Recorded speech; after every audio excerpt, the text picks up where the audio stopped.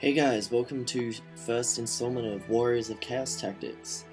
In this episode we're going to be looking at redirecting, which is definitely an integral part of not only just general gaming in Warhammer Fantasy, but more so within such a combat-oriented army as Warriors of Chaos. So basically what we're going to do is just be looking at two little scenarios that'll give you a good little example of what redirecting is and how you can go about doing it within your Warriors of Chaos list. Obviously, you'll be able to adapt this to other lists as per required, but that really just kind of comes down to your own personal list and your own knowledge. So, let's get on with it. Scenario 1. Okay, as we've got here, in the red we've got the Warriors, got a unit of Warriors there in the middle, up on top of the hill, Warhounds screening in front of some Chaos Knights. At the top I've just put infantry to represent a generic infantry unit. If they're Dark Elves, there might be Blackguard. If they're Orcs and Goblins, there could be boys. Whatever, just filler. Okay. Obviously, everything just advances as normal. Particularly, you can see the Warhounds here just come right up, and what we're going to have them do is, while everything is moving up, we'll have the Warriors just advancing normally. And what we're going to try and show you here is how the Chaos Knights how the Warhounds can redirect the infantry here and have the Chaos Knights flank charge the infantry B, as opposed to what you'll see here on this side between infantry A and the Warriors. So the Warhounds here will move up into such a position where they're kind of, instead of just aiming straight up, they're at an awkward angle, because the nature of the rule states that when you charge, you have to follow, your center has to line up with the unit that you're charging center.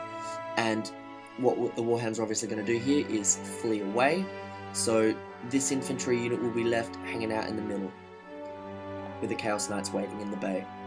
Obviously the Warriors and the infantry A unit here, it's just, straight up hand to hand, no fist fuss or anything like that. So the Warhounds are off down there. Warriors meet infantry A, and that's your standard combat. Over here you can see the infantry B's charge has failed, leaving them in a precarious position with the Chaos Knights leaving their flank openly exposed to a unit of Chaos Knights. The Warhounds continue to flee, don't worry about them, they're only worth 30 points, nobody cares, that's what they're here for. Now the Chaos Knights can charge on in and crush through a flank charge, can just about munch through anything, because we all know how good Chaos Knights are. If they're Blackguard, you could be doing massive amounts of damage here. Basically what you want to be hoping to do here is breaking through that unit, just utterly destroying it, as opposed to the more gradual process that I'm sure you would see over here between Infantry A and the Warriors. Now this probably isn't the best example of screening, because as you can see here, if the Chaos Knights here manage to get through Infantry B, they will be left somewhere over here, even possibly running off the edge of the board if they manage to break the unit. And while you might be able to kill them, it'll probably put them out of the game for maybe even 2-3 turns, which is definitely not something that you want. So this probably isn't the best example. So what we've done is we've set up another example, which will start here. Okay. Again, Infantry A, Infantry B. This time we've got 2 units of Warhounds and a unit of Warriors and Chaos Knights. What we're going to try and do here and show you is how you can use the bulk of infantry units to, how we can use screening and redirecting to abuse the bulkiness of infantry units and how that whole thing can work. So basically what we've got here is the infantry unit A and B have just moved up as you would expect infantry to do. Oh, pardon that. And the Warhounds have moved up to get into a more redirecting position. Now, the Warriors are going to move to here, and you'll see later why you'll want to be doing that. Now, the Warhounds have, again, they've both been positioned in such a way that when the infantry units charge, they're left in a much more precarious position with exposed flanks and stuff like that.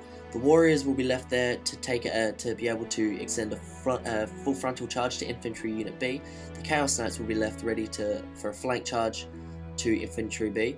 And Infantry A will just be totally out of the way without any ability to do anything for at least, 1 or 2 turns, which will be more than ample time for the Warriors and Chaos Knights to turn around and maybe even get a second charge off on Infantry A. So this is what you'd be looking at. The Infantry Unit A over here, obviously out of the game, not out of the game, but out of the picture for the moment. Can't really do a whole lot with its slowness and everything. The Warriors are able to get a frontal charge, and the Chaos Knights are able to run straight into the side there and really shut that unit right down. Again, just a further depiction of how that works. Obviously, you'd be able to crush through that unit without too much of a problem, and the Chaos Knights could possibly even get a rear charge here with the Warriors going in through the front again. So basically, guys, that's the way that redirecting works. Hopefully this will help you out. If you have any comments or anything like that, I'd love to hear them. Also, forgive the watermark in the middle. I'm just using a new piece of software, just in a trial version, and this is a condition of the trial. But other than that, hopefully this will help some of you more beginner gamers out. Rate, comment, subscribe. Let me know all that good stuff. I'd love to hear from you. Thanks, guys.